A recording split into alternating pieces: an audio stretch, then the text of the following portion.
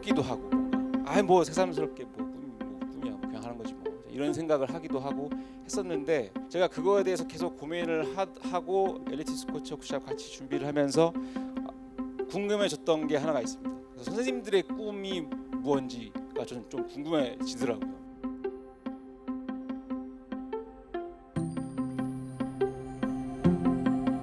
사실 여기에 계신 분들만큼 많은 꿈들을 관리하시는 분들이 없다라는 생각이 들었거든요. 사실 여기에 지금 지도자 선생님들만 약 40분 정도가 와 계신데 한 팀에 최소 20명에서 40명까지도 있겠죠. 그 선수들 개개인들의 꿈들을 다 관리하고 계신 거잖아요. 사실은 그 선수들이 나중에 더 컸을 때 언젠가 각자의 어떤 유년 시기를 돌아봤을 때 꿈이라는 단어를 딱 떠올랐을 때 아마 가장 먼저 떠올리는 사람들이 여기 계신 분들일 거거든요.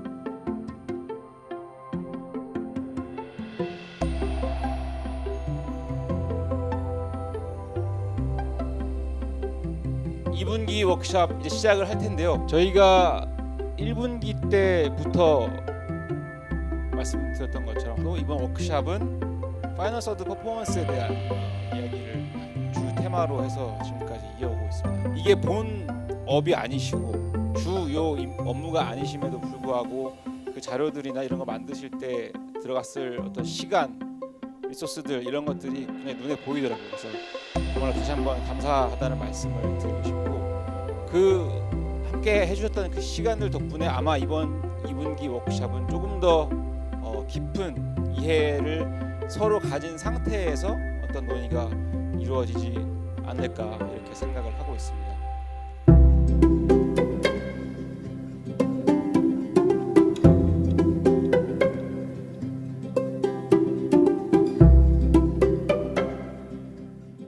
저희가 이제 그거에 대한 뭔가 미션을 받고 저희가 이제 준비를 하는 동안 제일 우선적으로 생각을 했던 거는 파이널 서드에서 어쨌든 명확한 뭔가 목적이 필요하기 때문에 어떠한 목적을 가실 것인가가 조금 더 굉장히 중요한 포인트였는데 저희가 이제 대한민국 U17 아시안컵을 분석을 하면서 조금 이제 크로스 상황에서 박스 안에 선수들이 부족하다는 것들에 대한 공통된 의견이 도출이 돼서 그것들을 선수들에게 의도적으로 조금 인지시켜서 어떻게 박스 안에서 득점률을 높일 수 있을지 그걸 통해서 득점하는 것들을 조금 더 유도하기 위해서 세션을 준비를 했었고 그리고 그런 것들을 할 때 예전 같으면 그냥 크로스만을 많이 하게끔 유도를 했었던 것 같은데 그냥 그러지 말고 자연스럽게 경기 맥락 안에서 진행을 하되 선수들이 그러한 선택들을 조금 더 장려해서 유도하게끔 뭔가 그런 것들의 의사결정을 너무 폭을 좁혀놓지 말자는 것들이 저희의 좀 공통된 의견이었습니다.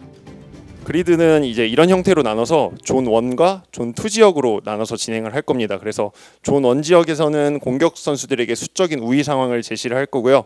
존 2 지역은 이제 채널을 좀 나눠서 선수들을 구성을 할 것입니다. 그래서 존 2 지역으로 볼이 진입하기 전까지는 존 2 지역에 있는 공격 선수들은 본인의 채널 안에서 좀 제한적인 움직임을 가져가게 됩니다.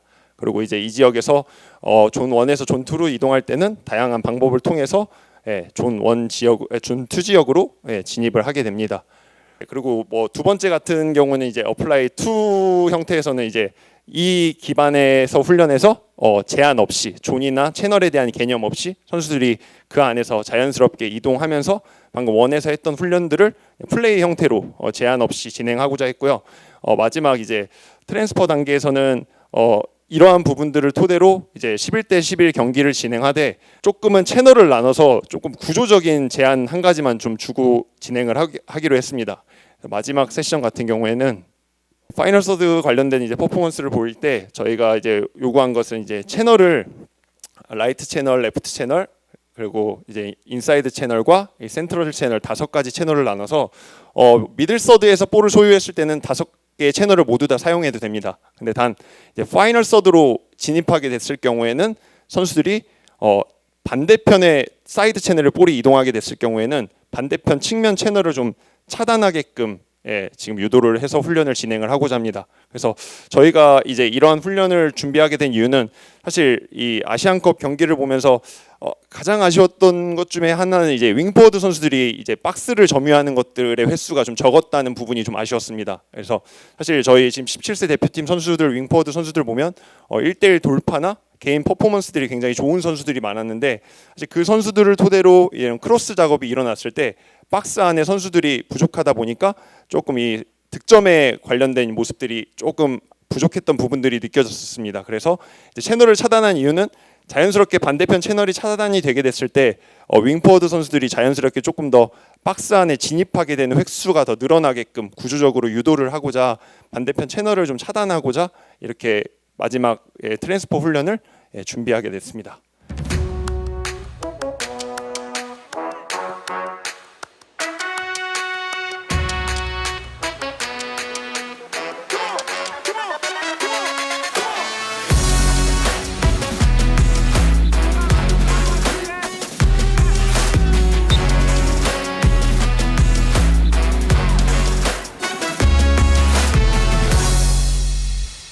제가 만약에 훈련을 우리 17세 그룹으로 이 훈련을 접목한다면 좀 반복되는 부분을 좀 더 노출을 하면 좋지 않았을까 측면에서 1대1 상황에서 들어오면서 존 포틴과 존 세븐틴에 대해서 연계된 부분을 조금 더 연계성을 가지고 했으면 어땠을까라고 생각을 했었고요. 오늘 훈련 중에 하나가 볼이 측면으로 나갔을 때 한쪽 방향을 제한하면서 자연스럽게 존 세븐틴 지역으로 들어오게끔 했던 그런 부분들이 사실 저희가 그 아시안컵 대회 했을 때 좀 그런 얘기가 좀 있었습니다.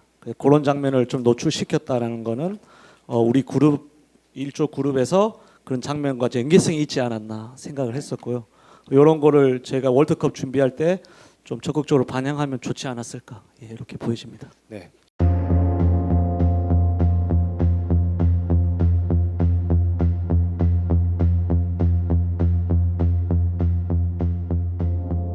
저희가 생각했던 원칙 기반 평가안에서 조금 개선된 필요하다고 생각하는 점과 좋았던 점을 나누면 그래도 포지셔닝 관련된 내용들에서는 그래도 자유로운 상태들이 많이 발생됐다고 생각을 합니다. 근데 볼 주변 선수들의 이런 링크의 거리가 조금 멀게 이루어져 있다 보니 선수가 좀 고립되는 상황들이 많이 나타났던 것 같아요. 그래서 측면에서나 이렇게 봤을 때 1대1 개인 능력의 발현도는 좀 높았으나 콤비네이션 플레이는 좀 많이 이루어지지 않았다는 점이 좀 아쉬웠고요.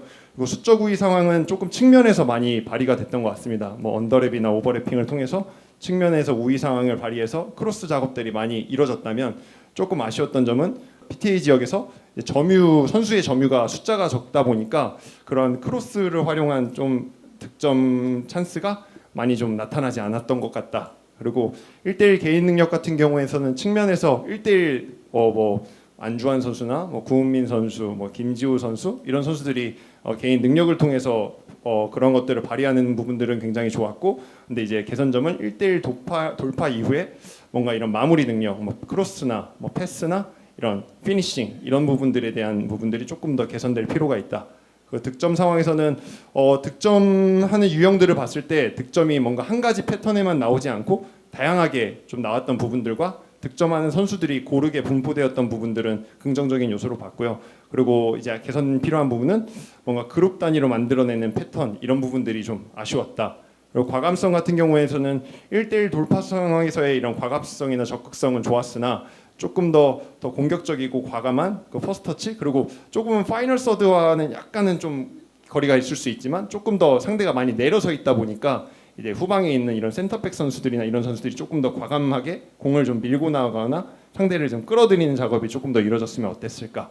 그리고 창의성은 이런 개인의 창의성이나 조금 더 목적을 갖고 하는 공격 옵션이 조금 더 필요할 것 같다는 의견이 있었습니다. 저희는 2조는 일본 팀을 지금 분석을 했고요. 지금 중국 예선전부터 보면은 중국, 카타르, 인도네시아 결승전까지 보시면 매번 득점을 하고 승리를 거두었습니다. 파이널서도 진입했을 때 그 측면에서 공격을 시도를 하고 거기서 이제 과부하가 걸렸을 때는 반대편 윙어에게 롱볼을 통해서 그 공격수에게 1대1 찬스를 확보해주는 그런 공격을 좀 많이 했고요. 또 중앙에서는 서드맨을 이용한 그런 서드맨을 이용해서 파이널 서드까지 진입할 수 있는 그런 간결한 터치에 의해서 그런 공격 시도를 많이 했습니다. 일본 팀이 슈팅 시에 또 득점 상황에서 완전 자유 상황은 41%, 부분 자유 상황은 35% 정도 나왔고요. 좀 자유로운 상황에서 득점을 좀 많이 발생을 시킨 것 같습니다. 보시면 원터치에 의해서 득점하는 퍼센터지가 60% 가까이 되고요. 그리고 이 마지막으로 일본 팀이 경기를 하면서 17득점을 한 것 같은데 그 중에서도 뭐 카운터 어택이라든지 세트피스 또 공수 전환해서 득점하는 장면들이 다양한 장면들이 좀 나왔다는 것이 이번 일본 팀의 큰 특징이고 장점이었던 것 같습니다. 일단 경기 분석을 하게 되면 저는 이제 네 가지 국면에서 분석을 했거든요. 이제 수비 전환이나 이제 수비 국면일 때는 어떻게 하면은 상대방을 저지할지, 어떻게 하면 골을 먹지 않을지에 대해서 이제 분석을 했었는데 이제 일본 팀을 분석을 하면서 제가 느낀 게 뭐냐면은 일본 팀은 수비 전환에서도 그렇고 수비 국면에서도 그렇고 득점을 위한 원칙이 정말 있다라고 저는 생각을 했어요. 예. 그래서 공격 전환이나 공격 국면뿐만 아니라 수비할 때도 공격을 염두에 두고 득점을 염두에 두고 수비를 한다라는 거를 되게 이게 봐가지고 어떻게 보면은 상황을 이 두 가지로 그냥 저는 분류를 해서 경기를 분석을 했어요.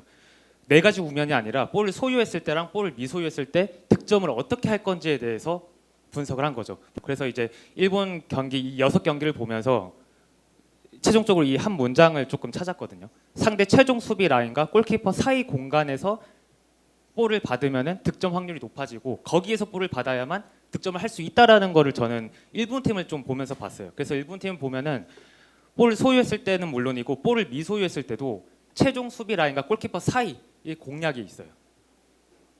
그래서 보면은 볼을 소유했을 때는 중앙 채널과 이제 측면 채널을 활용해서 좀 공격 전개를 하고 볼을 미소유했을 때는 수비 전환과 전방 압박을 통해서 어떻게 보면은 득점을 계속 시도하는 것을 볼 수 있거든요. 저희 사조는 우즈베키스탄을 조금 분석을 했고요. 저희는 이제 뭐 다른 것보다도 어떻게 파이널 서드로 들어가기 위한 작업을 하는지에 대한 것들을 조금 영상 분석을 통해서 조금 준비를 했었고요.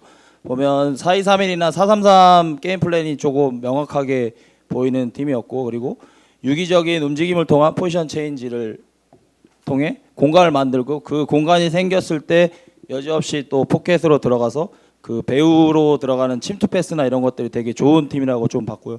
그리고 수비에서 공격으로 전환 시에 또 마찬가지로 볼을 뺏자마자 즉각적으로 전방으로 들어가는 침투하는 선수가 있으면 거기에 패스로 들어가는 상황들이 항상 보였었고요. 그리고 또 전방에 있는 측면에 있는 1대1 능력이 되게 좋은 선수들을 또 보유하고 있더라고요. 그래서 거기에서 개인 능력으로 또 깨는 상황들도 또 보여졌었고요. 그리고 다양한 세트 플레이, 프리킥이라든지 코너킥 그리고 롱스로인 이렇게 조금 파이널 서드를 공략하는 부분들이 보여지고 있었고 또 포지션별로 선수의 특징은 게임 모델에 맞는 그런 선수들이 있었던 것 같아요. 그러니까 예를 들면 센터백은 볼과 함께 전진하며 전진 패스를 넣을 수 있는 이제 기술이 있는 그런 선수들이 있었고 또 풀백 선수들은 또 수적 우위를 통해 또 오버래핑이나 이런 것들로 만들어준 역할들도 하고 있었고 또 수비형 미드필더도 좁은 지역에서 볼을 관리해주고 또 연결고리 해줄 수 있는 그 전진 패스 능력이 좋은 선수들도 보유하고 있었고요. 또 공격형 미드필더는 이제 포켓에서 볼을 받아서 또 나눠주는 그리고 또 때로는 하프 스페이스라든지 이런 침투 능력이 되게 좋아 보였었고요. 그리고 윙포드 말했다시피 이제 양쪽 모두 반대발 윙어를 또 사용을 하더라고요. 근데 11번 되게 빠르면서 침투 능력이 좋았었고 또 19번의 왼발잡이 선수는 1대1 능력이 아주 좋은 선수로 득점에 또 많은 관여를 하고 있었고 또 스트라이커 20번 선수는 큰 키에도 불구하고 제로톱의 역할까지 그리고 타겟 다양하게 플레이할 수 있는 특징을 보였습니다. 사우디아라비아는 본선 15개 팀 중 8강 5위로 마무리를 했고요. 대회 페어플레이상 수상을 했습니다. 그리고 경기 전적으로는 2승 1무 1패 8강에서 중국한테 지면서 대회를 마무리하게 되었습니다. 일단은 프로그레션 존에서는 좌우로 볼을 순환해서 경기 템포를 조절하거나 상대를 좀 고립시키려는 의도를 많이 보였고요. 그다음에 이제 키포인트가 되는 저기 페넌트레이션 존 하프 스페이스를 통해서 파이널 서드를 진입하려는 의도가 가장 많이 발생한 지역입니다. 이 지역이 공격 전개의 핵심으로 조금 생각을 했고 사우디의 전술적으로 파이널 서드 진입하기 위한 트리거이지 않았을까라는 생각을 많이 하게 되었습니다. 저 지역에서 볼을 많이 받아내고 라인 간 공간을 좀 많이 점유함으로써 침투를 통해서 전진 패스나 라인 브레이킹 시도를 많이 하는 패턴을 많이 보였고요. 파이널 서드 깊숙한 지점 피니싱 존까지 들어가서는 주로 낮은 크로스나 컷백, 그래서 조금 더 확률 높은 연결을 통해서 득점을 시도하려는 그런 노력이 많이 보였습니다. 그리고 마지막으로 박스 내에서 조금 많은 인원이 침투하는 의도성을 많이 보였고요. 골포스트, 골 넣을 수 있는 스팟 공략을 많이 시도하는 장면들을 많이 보였습니다. 그래서 이 사우디 같은 경우는 일단 페넌트레이션 지역에서 시작해서 측면 폭을 넓히는 것, 그리고 거기서 볼을 받아냄으로써 하프 스페이스를 통해서 침투를 하는 그런 패턴의 양상을 많이 보인 거로 관찰되었습니다. 그래서 저희가 관찰된 이런 결론을 통해서 메이드 인 코리아 프로젝트와 좀 입각해서 시사하는 바를 조금 생각해 보았는데요. 일단 사우디를 통해서 배울 수 있는 점은 개인의 창의성도 좋지만 공통된 공간을 전체적인 선수들이 이해를 하면서 조금 전술적으로 좀 속도 있는 공격을 바탕으로 진행을 했다는 점이고요. 저희가 이런 프로젝트를 통해서 사우디를 통해 배울 수 있는 점은 공간을 통해서 이해하는 선수를 만들어내야 된다라는 그런 답을 도출하게 되었습니다. 그래서 공간을 인식하고 자유롭게 활용하면서 또 새로운 공간을 창출해내는 그런 행동 원리를 먼저 적용해야 되지 않을까라는 생각을 갖게 되었고요. 그리고 앞으로 우리가 기술적인 훈련이 아닌 그런 공간을 인식하고 자유롭게 활용할 수 있는 능력을 개발하는 것이 앞으로의 목표이지 않을까라는 생각에 결론을 내리게 되었습니다. 참고로 지금 발표하시는 거는 저희가 링크로 다 드릴 겁니다. 그래서 PPT 파일로 다 받아보실 수 있으니까요. 나중에 더 얘기해 보셔도 좋을 것 같습니다. 저는 깜짝 놀란 게 이번 발표 준비할 때도 정말로 이게 다들 바쁘시니까 바쁘신 줄 알고 그냥 이게 걱정을 많이 했어요. 이렇게 준비하면은 너무 나대 보이나? 네, 이런 걱정을 했어요. 솔직히 말해서. 왜냐면은 이게 경력이 다들 막 10년, 20년, 뭐 진짜 30년씩 되시니까 그분들 앞에서 뭔가 제가 정립한 내용을 이렇게 말한다는 것 자체가, 혹은 PPT도 이게 너무 공들이다 보면은 제 혼자 또 뭔가 주목받으려 하나? 뭔가 이런 느낌을 받아서 그 전날까지도 솔직히 막 이게 막 안 했어요. 근데 그래도 혹시 모르니까 일단 정리는 해놓자, 만들어 놓자 하고 왔는데 다들 근데 다 각 잡고 이게 준비를 해오시니까 나도 더 할 걸 그냥 욕심이 더 생기더라고요. 저도 이제 김천상무라는 팀을 훈련을 하면서 느낀 게 뭐냐면은 미들 지역에서 볼을 플레이할 수 있는 팀은 되게 한정적이에요. 밑에서부터 수비, 그러니까 골키퍼부터 파이널 서드 진입을 염두에 두고 훈련을 해야 되는데, 과연 그 월드컵을 나가기에 앞서서 대비를 하는 데 있어서 파이널 서드 진입 시작점을 밑에서부터 가지는지, 거기에 대해서 조금 좀 자세하게 좀 알고 싶었던 거였거든요, 아까도. 그래서 그 부분을 조금 아까 생각했던 것 같아요. 월드컵하고 아시안컵하고 파이널 서드를 진입하기 위한 시작점을 어디로 잡는지, 월드컵을 아시안컵하고는 좀 다르게 잡는지.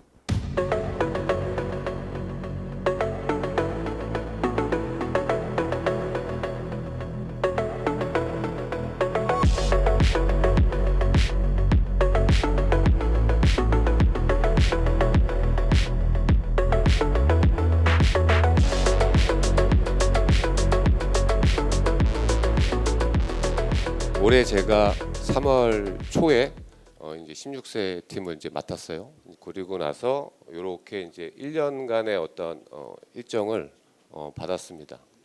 7번의 이제 국내 훈련이 있고, 그리고 3번의 국제 대회가 있고, 여기에 지금 여기까지 이제 1차, 2차, 3차까지 하고 다음 주에 이제 여기 4차를 시작합니다. 7번의 국내 훈련 4박 5일, 그리고 3번의 국제 대회. 거기에서 제가 이제 개인적으로 어떻게 할까, 이렇게도 해볼까 저렇게도 해볼까 고민하다가 결정한 내용은 이와 같습니다. 훈련할 때 코칭 포인트로 이제 사용을 하고 있는 내용입니다. 간단하게 이야기하면 아이들이 조화를 이루지 못합니다. 조화라는 것은 이제 솔로 플레이가 많다는 얘기죠. 고개를 좀 들고 동료를 이용할 수 있는 플레이를 해줘야지만 되는데 그러한 부분들이 매우 어렵다라고 해서 각 훈련에 코칭 포인트가 있긴 했지만 그거를 집어버리고 묘한 내용으로 아이들에게 이제 전달을 한 내용입니다. 개인적으로 굉장히 매우 중요한 내용. 요 타이밍 여기서 이제 조화를 좀 이루어야 되는데 잘 못 이루어지더라고요. 이렇게 선택을 좀 했고요. 1차 국내 소집에는 이제 훈련 컨셉을 좀 잡아야 되겠죠. 그래서 컨셉을 잡은 게 붉은색으로 한 게 이제 핵심 훈련이고 블루로 했던 것은 이제 간접적인 훈련이 되겠죠. 근데 이러한 훈련 컨셉, 이제 경기 모델에 대한 것은 대표팀에 들어오는 선수들에게는 다 전달을 합니다.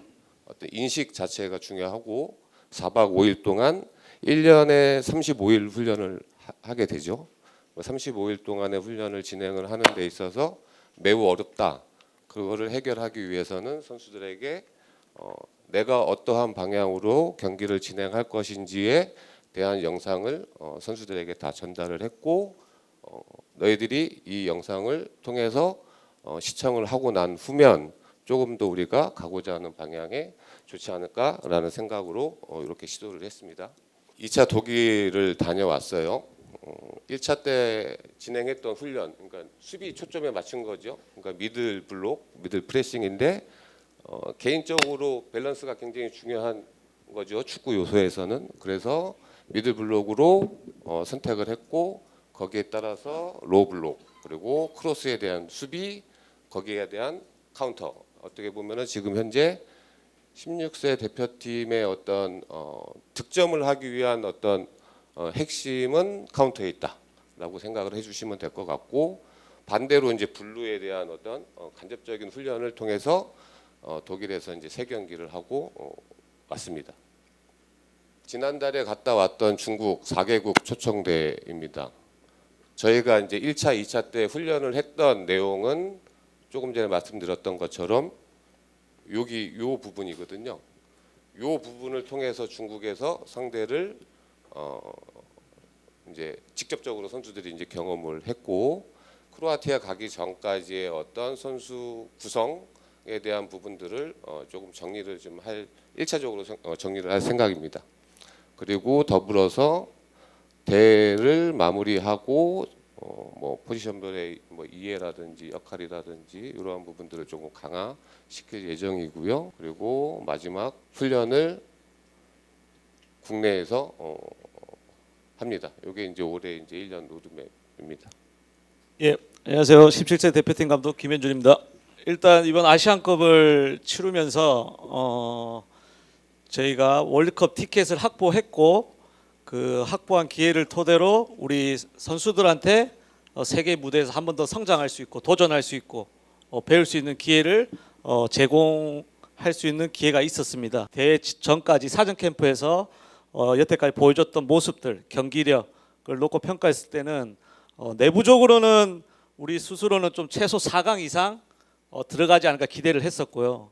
그렇기 때문에 아시안컵 8강에서 마무리되었다는 거는 저도 마찬가지고 그다음 우리 선수들, 우리 스태프분들도 많은 아쉬움이 있지 않았나 생각합니다. 그래서 제가 한 가지 나름 이제 느꼈던 거는 이 실망이 아쉬움이 아니고 결국 우리가 카타르 월드컵을 티켓을 확보한 거는 명분을 삼아서 이 아시안컵이 배움의 출발점이 되었으면 어떻겠나 이렇게 생각 스스로를 좀 전환을 했었고요.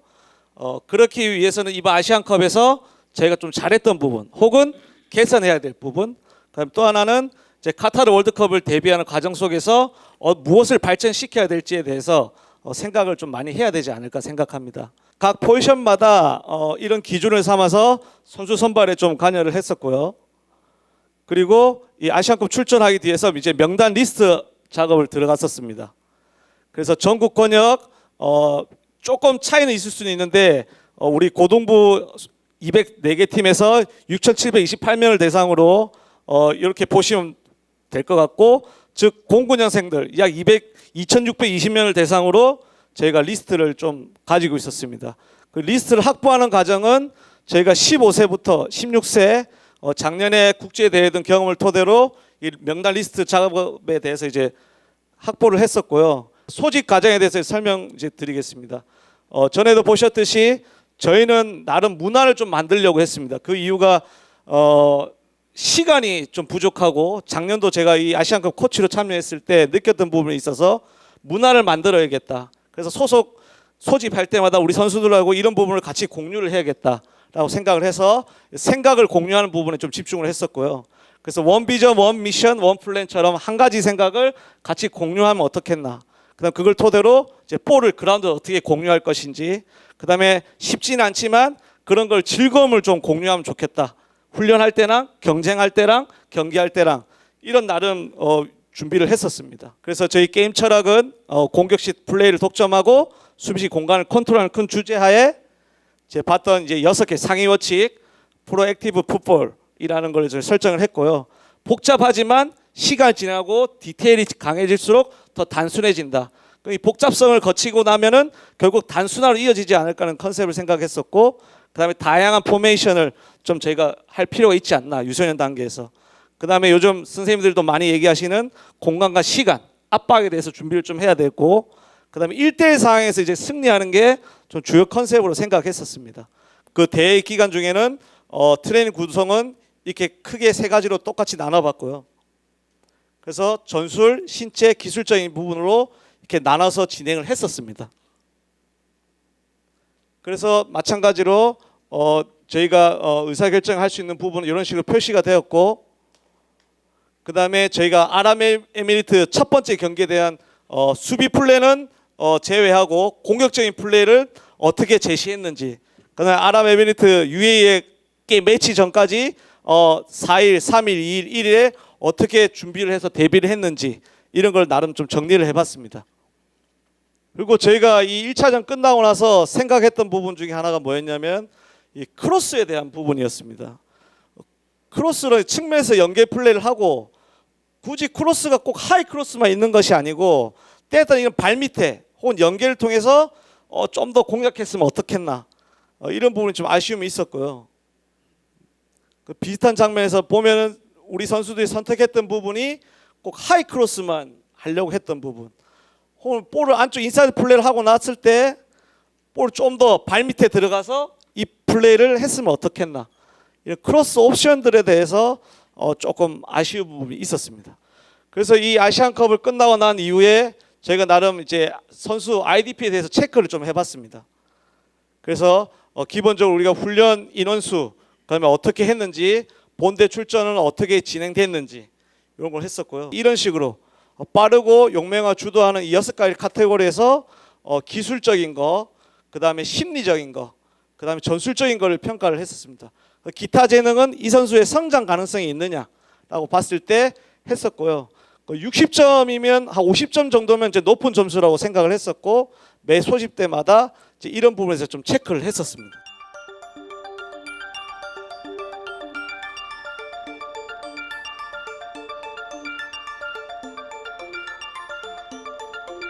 아쉬움이 좀 많은 대회라고 생각합니다.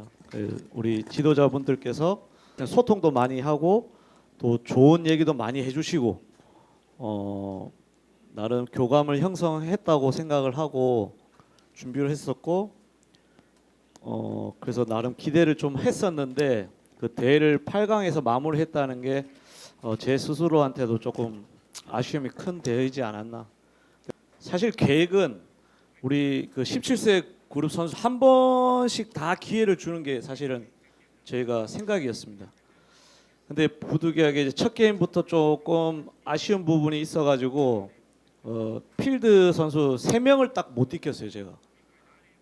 그 친구들한테 이제 게임 끝나고 나서 그냥 다 같은 이제 라커룸에서는 오픈돼서 얘기를 했었고요. 좀 미안하게 생각한다고.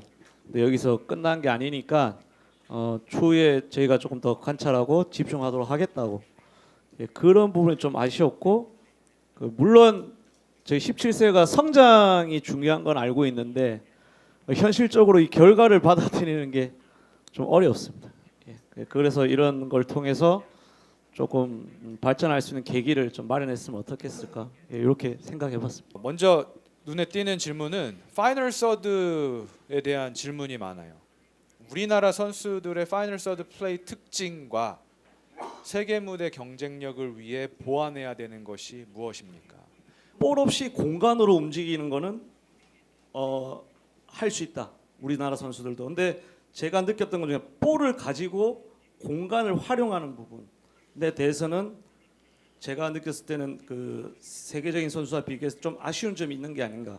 즉 그 얘기는 파이널 서드에서 직접적 1대1을 할 수도 있지만 그 볼 프로그레이션이나 수비에서 그 파이널 서드 진입하기 전까지의 그 과정에서 볼을 이동하는 것이 아니라 이 볼을 이동함으로써 상대를 이동하게 만들고 그렇게 하기 위해서는 볼을 가지고 공간을 활용할 줄 알아야 된다라는 저는 좀 생각이 들어가지고 그런 부분에서 조금 기술적으로 우리가 좀 발전해야 되지 않나. 파이널 서드 진입 훈련을 하실 때 시작점을 어디서부터 설정하는 게 좋을까요?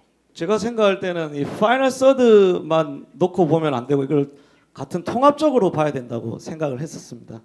그래서 게임을 이제 좀 보시면 우리 센터백들의 위치가 좀 높이 있었다고 저는 생각을 드는데 그게 그러니까 볼만 이동하는 것이 센터백들이 볼을 공간으로 갖고 나갈 줄 알아야 거기서 순간적인 수적 우위가 발생될 것이고 그걸 토대로 파이널 서드든지 측면이든지 볼이 전진해 나갈 수 있지 않나 생각을 했었고 그러니까 시작점은 뭐 꼭 파이널 서드 지역만 아니고 그 전 단계 전전 단계에서부터 시작하는 것이 맞지 않나 통합적으로 제 생각을 해봤습니다. 현장에서 직접 경기를 해보면 정말 좋은 선수들이고 우리 팀이 압도당할 만큼 잘하는 애들인데 국제 대회에서는 왜 압도하지 못할까요? 라는 질문입니다. 골키퍼 입장에서요. 이렇게 항상 왜 우리나라 골키퍼들은 해외에 나가지 못하냐 이런 질문을 되게 많이 받아요. 그러면 저는 항상 같은 말을 해요. 이제는 많이 좋아졌겠지만 이 슈팅 때리는 타이밍들이 완전히 틀려요. 어느 순간에 언제 준비하고 슈팅을 막는 거랑 골키퍼까지 준비 안 된 상황에서 슈팅을 막는 거랑 천지 차이거든요. 역으로 생각하면 우리나라 선수들이 득점하지 못하는 상황이 그런 것 때문에 타이밍에 수비가 준비할 수 있는 타이밍, 골키퍼가 준비할 수 있는 타이밍에 슈팅 때리는 게 너무 많아요. 그러니까 우리나라 골키퍼들이 왜 못 나가는 거고 그리고 반대로 우리가 그걸 막으려면 골키퍼 혼자 막을 수 없어요. 이제는 무조건 수비랑 협력 어디서 슈팅을 줄 건지 어떻게 슈팅을 줄 건지까지 그것까지 수비랑 골키퍼랑 같이 해야 그런 좋은 선수들 슈팅을 막을 수 있지 않나. 그리고 월드컵을 가면 우리는 분명히 저기 창림쌤 수비 선생님들이랑 말씀드려서 협력 수비에 대해서 더 철저히 준비해서 실점하지 않는 그런 팀을 만들 수 있도록 저희는 준비하겠습니다. 16세에도 뛰어난 선수가 있을 수 있잖아요. 연령별 대표팀 간의 소통과 연계성을 어떻게 조금 가져가시고 있는지 어려움은 없는지. 아시안컵에서 다른 나라들이 보면 16세 그룹들이 좀 많이 합류했더라고요. 그게 이게 세계적인 이제 그게 추세인 것 같더라고요. 어린 밑에 연령들이 같이 오고 또 예멘 같은 경우는 사실 예선전 중에 베트남이 제일 힘들 줄 알았는데 예멘 같은 경우는 15세, 16세 선수들도 좀 배치됐던 거. 한 가지 소개해드리면 얼마 전에 AFC에서 그 아시안컵 전체 리뷰를 한번 했는데 15개 팀 중에 우리나라하고 우즈베키스탄만 17세가 있고요. 나머지 13개 팀은 16세, 심지어 15세 선수들까지 거의 한 30% 가까이. 예멘 같은 경우는 절반이 16세, 15세일 정도로 이 올려뛰기 형태의 선수 스쿼드 구성이 굉장히 많았다라는 게 최신 트렌드입니다. 일단은 제가 봤을 때는 이거를 우리 단지 대표팀만의 과제라기보다도 EYCW를 통해서 현장 지도자들과 같은 생각을 공유를 하고 아까 켈리 강사님께서 말씀하셨던 우리가 파이널 서드의 원칙 기반을 같은 공통된 부분을 찾아서 저희가 진행을 한다면 예를 들어서 대표팀이나 현장 지도자들이 그런 부분을 통해서 선수들한테 지속적이고 그다음에 해결책에 대해서 서로 생각을 공유를 한다면 그게 대표팀 소집 기간에 그런 부분을 갭을 줄일 수 있는 부분, 그다음에 효율적으로 경기장에서 나타날 수 있는 부분이 있을 거라고 생각을 하고요. 이 파이널 서드의 원칙 기반을 그러니까 우리 대표팀뿐만 아니고 현장 지도자들 같이 원칙을 공유한다는 부분은 저에게는 좀 상당한 도움이 되지 않을까 생각이 듭니다.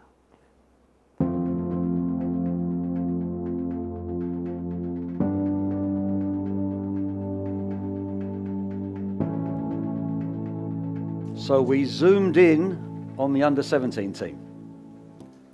The under-17 team in a World Cup or an Asian Cup is one of many steps. It's part of the journey towards what we want to achieve, to win the World Cup in the future. But maybe Hyunjun and his team should be evaluated not on semi-final or final. Of course, that's nice.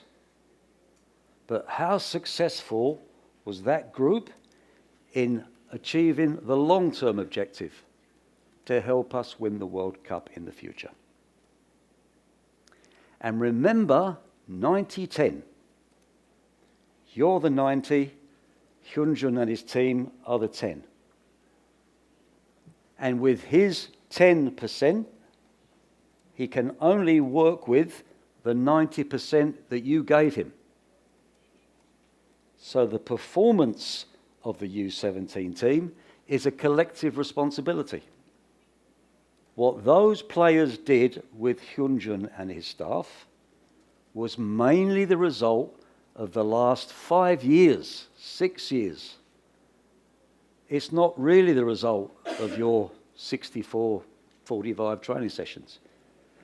They had an influence, but the major influence on their decisions and their actions and their behaviours was the previous 5 years of words and training and messages. Hyunjun and his staff want to simplify it. That's exactly what you said, right? I need to simplify it. We need to simplify it. This is the purpose of this afternoon. So that the messages and the words that Hyunjun uses will be the same words and key phrases and tasks that you've been using. So now the players have a consistent message.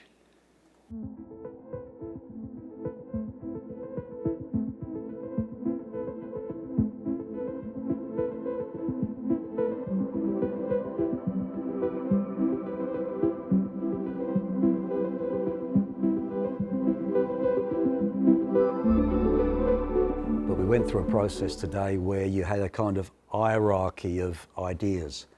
Which ones are the big key objectives or principles, and what are the elements or sub-principles or factors that will allow you to be successful in achieving those objectives. So the coaches went through a great process today, lots of discussion, lots of interaction between the groups to try and align and agree on that, because it's not useful unless it's aligned. So the process of alignment here was very strong, moving towards a consensus where the group of top coaches agree it's useful if we can now do things with players. We can say things to players.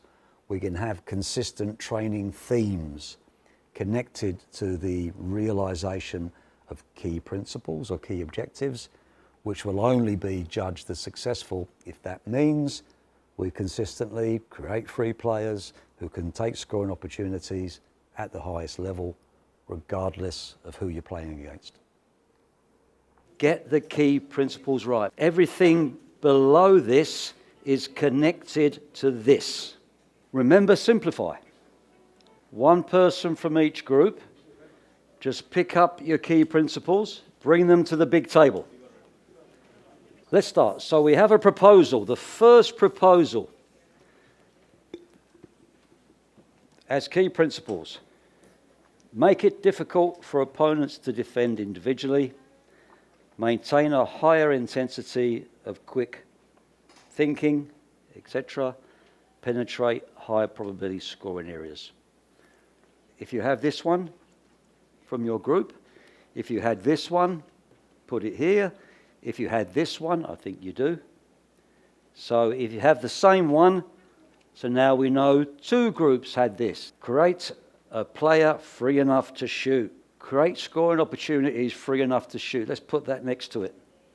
Similar. Is that at the top or is it low? 어쨌든 저는 이제 득점이 안 나오는 부분에 대해서 이렇게 했을 때 이제 득점이 안 되는 부분보다도 이제 슈팅을 시도하지 않는 게 좀 큰 문제라 생각을 하거든요. 그런 부분에 있어서 요 부분은 핵심 원칙으로 될 수 있을 것 같습니다. 저는 그 수적 우위는 원칙으로서 조금 하위 원칙에 들어가지 않나. 좀 어떤 포지셔닝이나 이렇게 들어갔을 때 할 때 이런 수적 우위를 가져가는 데 있어서 하위 원칙으로 들어가지 않나 그렇게 생각하고 있습니다. Okay, let's try again. Check and challenge. Think again, discuss again, and maybe this time there's less cards. A manageable number of key topics. Moving towards agreement. Is it objective or a tool? Is that principle or sub? What you've started to do is to take all of those cards, information, ideas, and you've tried to simplify it. It will be simplified if the 90 and the 10 have some agreement on the key principles or the key messages, the consistent tasks that we ask the player. But the simplification, the reduction of things into key principles is the objective. We're closer to it. Now we are getting closer. Now we have some agreement. Remember, agreement and alignment are quite different.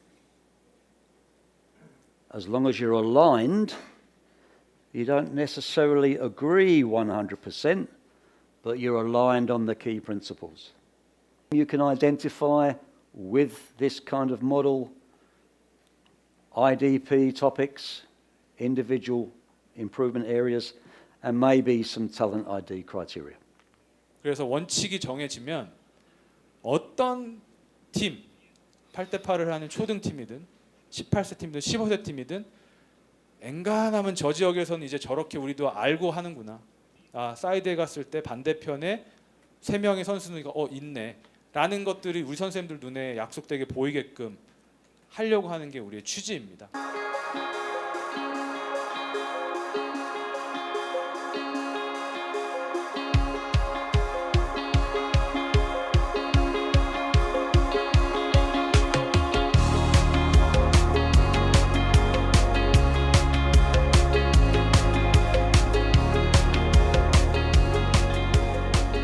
오늘 세션에서는 저희 아카데미 시스템 프로젝트를 함께 하고 있는 3개 구단이 있습니다. 서울, 울산, 수원. 이 구단에서 실제로 감독님들이 현장에서 매일 사용하고 있는 GBT, IDP에 대한 사례를 나눠 주실 거예요. When you agree on that premise that it's about individual development, then you have to say, well, how will we do it? So the idea of an individual development plan is a way of ensuring individuals' development. You don't just talk about it, you don't just put it on the shelf.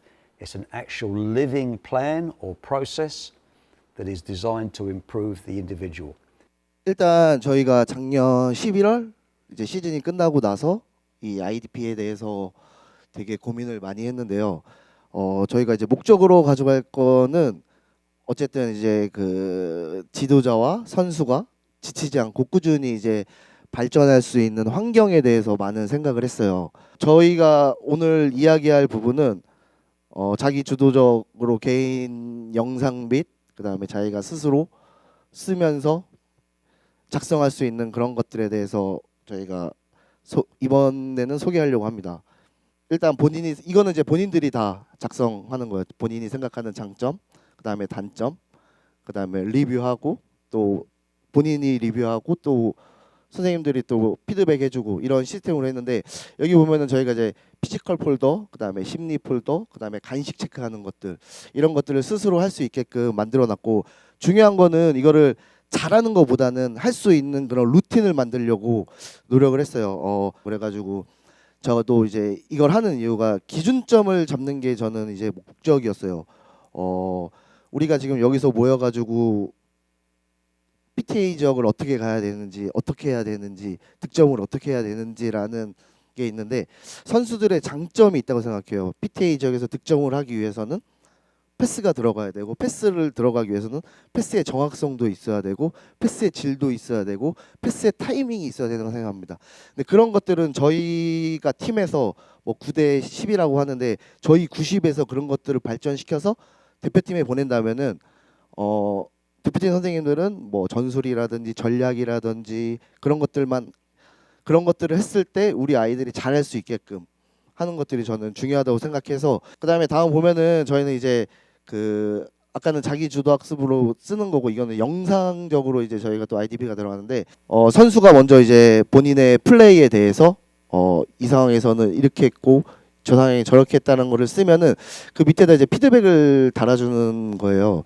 비프로에 보면 이런 시스템이 있는데, 이러다 보면 이런 환경을 만들다 보니까 이 아이는 귀찮아도 한 번 더 자기의 영상을 보게 되고, 그 다음에 또 지도자도 얘가 댓글을 달았으니까 또 댓글을 달아주기 위해서 또 한 번 보게 되고 하더라고요. 일단 장점에 대해서는 지도자와 선수가 양방향으로 소통을 하다 보니까 운동장에서 어떤 이야기를 했을 때 이 아이들이 이제 이래서 얘기하는구나, 저래서 얘기하는구나 라는 것들을 느낄 수 있었고, 그 다음에 운동장에서 소통이 되게 긍정적이었어요. 이 아이들이 이런 말을 했을 때, 요즘 애들도 보면은 뭐 예를 들어서 컨트롤에 대해서 이야기하면 내가 뭐 예를 들어서 고등학교라고 하면은 내가 뭐 지금 내가 이거를 뭐 코칭 받아야 돼라는 생각을 하고 있는 아이들이 있어요. 근데 이제 영상이라든지 이런 기록이라든지 이런 것들을 보면서 이야기를 해주면 아이들이 이제 이해를 하더라고요. 저희가 디렉터 선생님이 있습니다. 디렉터님께서는 저희한테 끊임없이 챌린지를 하세요. 제일 말씀을 많이 하시는 게, 안다고 착각할 때 가장 위험하다. 우리가 알고 있는 것들을 되짚어 봐야 된다. 자, 우리가 지금 GDP, IDP에 대해서 굉장히 익숙할 거예요, 아마. 안다고 착각할 수 있죠. 그래서 디렉터님께서는 너희 GDP 왜 하는 거야? IDP 왜 하는 거야? 그 의미가 뭐야? 거기에 대해서 끊임없이 질문하십니다. 그래서 훈련을 구성할 때, 경기 기반 훈련을 구성할 때, 또 IDP를 할 때 지도자들은 그런 의식을 가지고 끊임없이 우리의 교육의 목적을 달성하기 위해 노력을 하고 있습니다. 그래서 앞서 GDP를 수원 삼성은 어떠한 방향으로 가지고 가는지 앞서 이제 이승현 감독님께서 잘 설명해 주셨는데, 구체적인 사례에 대해서 말씀해 주셨다면 저는 GDP를 어떤 방향으로, IDP를 어떤 방향으로 끌고 가고 있는가에 대해서 말씀 한번 해보겠습니다. 경기 기반 훈련을 저희 수원 삼성은 두 가지로 진행을 하고 있습니다. 두 가지 목적으로 진행하는데, 한 가지의 목적은 이해를 시키기 위해서, 앞서 이제 켈리 강사님과 이세현 코치님의 강도에 좀 초점을, 실제 경기와 유사한 강도에 대해 초점을 뒀다면, 저희 같은 경우에는 실제 경기와 유사한 맥락, 이해하는 것들, 그 다음에 실행적인 부분에서 강도를 가져가고 있습니다. 그래서 목적에 따라서 이해와 그 목적에 따라서 실행을 두 가지 방법으로 진행을 하고 있는데, 이해를 시킬 때에는 첫 번째 우리가 의도하는 목적, 그리고 그 목적을 방해하는 상대의 포메이션, 그래서 우리가 의도하는 목적과 의도에 따라서 우리가 의도하는 목적과 의도가 상대에 따라서 어떻게 구현되는가, 그런 것들을 큰 틀에서 먼저 이해를 시키고, 그 다음에 그룹적으로, 그 다음에 개별적으로 이렇게 가져갑니다. 이해가 되지 않는 상황에서 복잡한 과정에 집어넣는 것이 아니라 어느 정도 이해가 된 상태에서 내가 어디로 가야 되지? 어떻게 해야 되지? 생각하고 이해를 바탕으로 한 상황에서 조금 더 복잡하게, 조금 더 강하게 이렇게 훈련을 실행하고 있습니다. 이때 이해를 바탕으로 한 선수들이 끊임없이 이 다양한 변수에 대응을 하면서 그 상황에서 선수들이 점진적으로 그 이해된 것들을 내면화합니다. 내면화하면서 강도를 더하면서 실제 경기와 유사한 강도와 그리고 이해를 할 수 있는 훈련을 진행하는 것이죠. 우리가 훈련할 때 가장 중요한 것은 가변성과 적응력입니다. 이해를 한 선수들이 어떤 다양한 변수들을 경험하고 그것들을 적응하면서 적응하는 데는 강도가 필요하죠. 그래서 우리가 경기를 할 때 필요한 이해하는 정보들, 그 정보들을 이 복잡한 상황에서 의사를 결정하고 분석하고 선택하는 것들. 그러면서 선수들은 다시 큰 사이즈로 갔을 때에는 큰 축구장 안에서 모든 것들을 이해하고 반응할 수 있는 상황들을 맞이할 수 있겠죠. 그래서 또 중요한 거는 강도라고 이제 이승현 감독님이 말씀하셨는데 저희는 이해만 시키는 것들이 아니라 그 이해한 걸 바탕으로 어떻게 표현해 낼 거냐. 표현할 때는 결국에는 움직여야 됩니다. 움직이는 것들을 우리가 GPS 데이터를 통해서 활용할 수 있겠죠. 그래서 보통 이해를 시킬 때는 이렇게 이제 스몰 사이즈 게임이나 라지 사이즈 게임으로 이제 운동을 하는데 그때 데이터를 보면 실제 뛴 거리와 경기장에서 뛴 거리가 달라요. 결국에는 작은 경기장 안에서 선수들이 우리가 원하는 것들이 그려내지만 경기장에 들어갔을 때 얘들이 왜 이래 못 뛰지? 왜 이래 반응을 못하지? 훈련할 때는 반응을 잘 했는데 왜 경기장이 되지 않을까? 결국에는 내가 이해한 것들을 표현해낼 수 있는 그런 체력이 익숙하지 않기 때문입니다. 그래서 첫 번째 이해를 시키고 그 다음에는 실제 경기와 유사한 강도에 노출을 시켜서 그때는 체력적인 것도 동반되겠죠. 그래서 이런 강도의 디스턴스를 가지고 우리가 앞서 이해한 것들을 표현해낼 수 있는 환경을 만들어줍니다. 그래서 우리는 스몰 사이즈 게임 그리고 스몰 사이디드 게임 결국에는 개인이 소유하는 면적을 넓혀가면서 그 넓혀진 면적 안에서 이해한 것들을 표현해내는 그런 방법으로 우리는 또 훈련을 진행하고 있습니다. 그럼 결국에는 우리가 IDP 하는 그 이유는 큰 맥락, 경기 맥락에서 선수의 성장을 위한 것인데 그러면 IDP와 GB팀은 뗄래야 뗄 수가 없겠죠.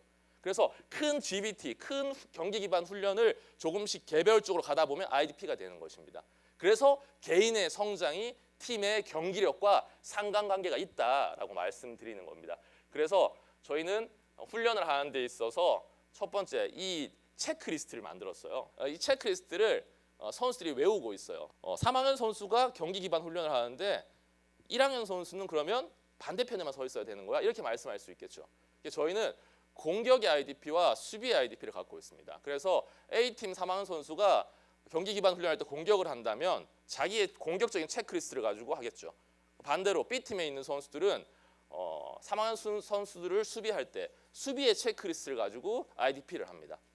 그래서 공격 수비의 체크리스트를 가지고 훈련을 진행하는데 훈련을 시작할 때 스몰 토크 시간을 가집니다. 각자 담당 선생님과 그룹별로 너 체크리스트가 뭐였어? 그 체크리스트를 오늘 이 경기 맥락 훈련에서 어떻게 활용할 거야?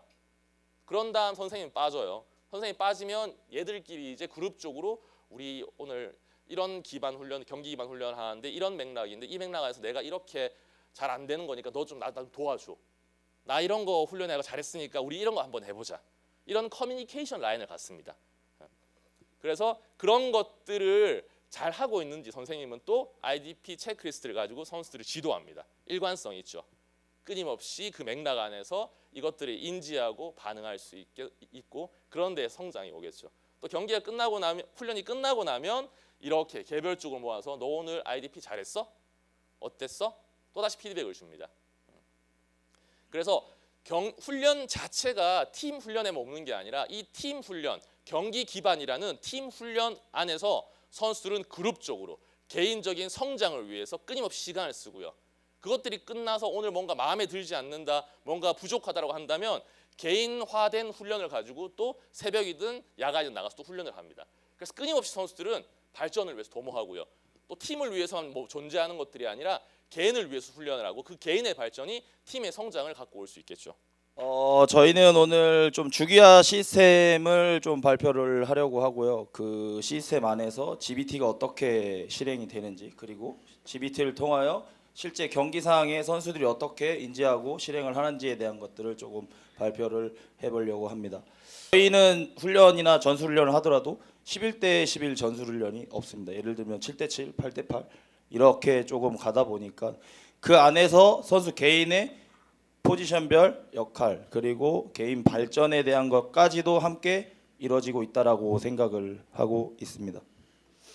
그리고 또 한 가지는 저희 시스템이 이제 선수도 발전을 해야 되지만 지도자들도 함께 발전을 해야 된다라는 게 저희가 그동안 이전에 저희 유스 시장님께서 만들어 놓은 그런 취지도 있기 때문에 같이 좀 봐주시면 될 것 같습니다.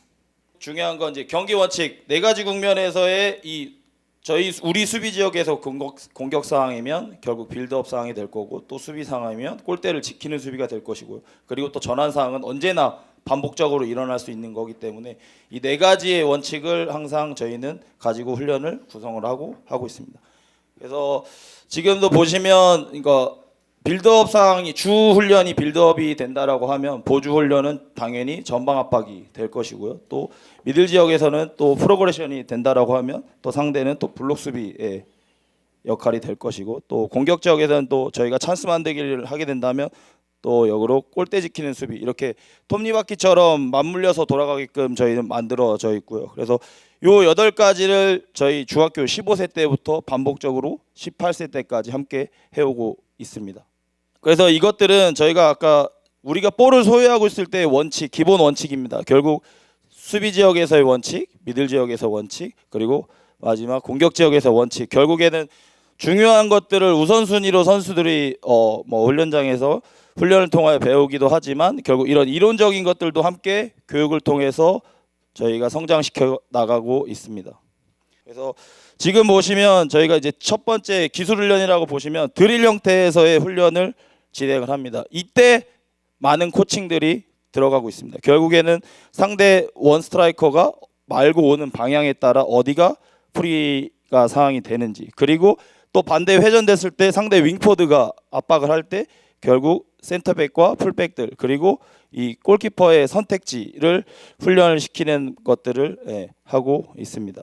그래서 마찬가지로 그 다음 세션으로 넘어가면 약간 좀 낮은 단계, 결국 아까도 저희가 11대 11을 안 하는 이유가 결국 조금 더 선수들이 상황에 대한 이해를 돕기 위해 전체적인 11대 11보다는 낮은 단계에서부터 점진적으로 좀 더 숫자를 높여가는 형태로 또 훈련을 구성했습니다.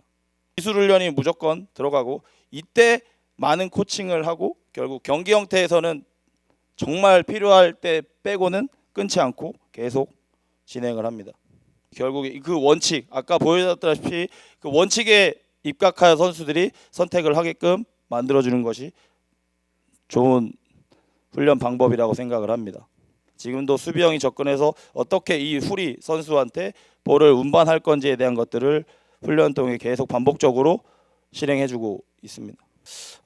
이제 IDP에 대한 얘기를 조금 하려고 하는데, 저희는 사실은 객관적인 평가보다는 주관적인 평가를 좀 하고 있습니다. 결국에는 매주 저희가 토요일 경기가 끝나면 지도자들은 월요일 아니면 혹은 일요일 날 숙소에 복귀하는 동시에 그 전주에 대한 경기 리뷰를 선수들과 함께 합니다. 그리고 주중에 선수단과 그룹으로 때로는 개인으로 영상 미팅을 하고 있고요. 그렇기 때문에 이제는 저희가 이제 부족한 부분들은 사실 저희가 학교팀이다 보니까 숙소가 또 학교에 있습니다. 학교 안에. 그러니까 저녁에 좀 개인적인 시간을 또 활용해서 선수들과 또 개별적으로 또 훈련을 하고 있고요.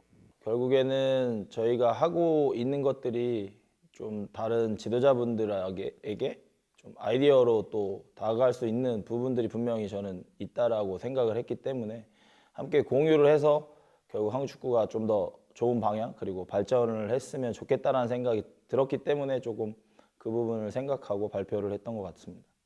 일단 가장 중요한 게 결국 선수 개인의 발전인 것 같아요. 결국에 저희도 유스팀을 운영을 하고 있지만 그 유스팀원들이 모두 프로 선수가 되는 것도 아닐 테고 또 그 모든 선수들이 대표 선수가 되는 것도 아닐 거기 때문에 결국 이제 이 IDP를 통해서 선수 개인이 발전 그리고 그 포지션에서 또 본인의 개인의 발전이 또 이루어져야 된다고 생각을 하기 때문에 이 부분이 가장 중요하지 않나라는 생각을 갖고 있습니다. 그 꿈에 대해서 이야기를 좀 나눈 바가 있습니다. 선수들의 꿈들 말고 여기에 계신 지도자분들의 개개인의 꿈에 대해서 생각을 해보고 2026년 반년 정도를 좀 돌아보는 시간을 가졌었는데요. 꿈이라는 거 하고 원칙이라는 거하고 되게 닮은 점이 있다라는 생각이 들었거든요. 결국에는 꿈이든 원칙이든 그게 좀 단단해야 되는 것 같아요. 그래야 그게 우리를 정의를 해주고 그리고 우리가 어디에 서 있어야 되는지 기준을 제시해 주는 것 같고요. 그런 의미에서 굉장히 좀 지도자 개개인으로서 어제 파이널 서드 퍼포먼스 원칙에 대한 어떤 그룹 디스커션이나 이런 것들이 좀 많은 영감이나 동기부여를 해 주셨기를 바랍니다. 그 김천 상무라는 팀이 되게 1승을 하기 어려운 팀이거든요.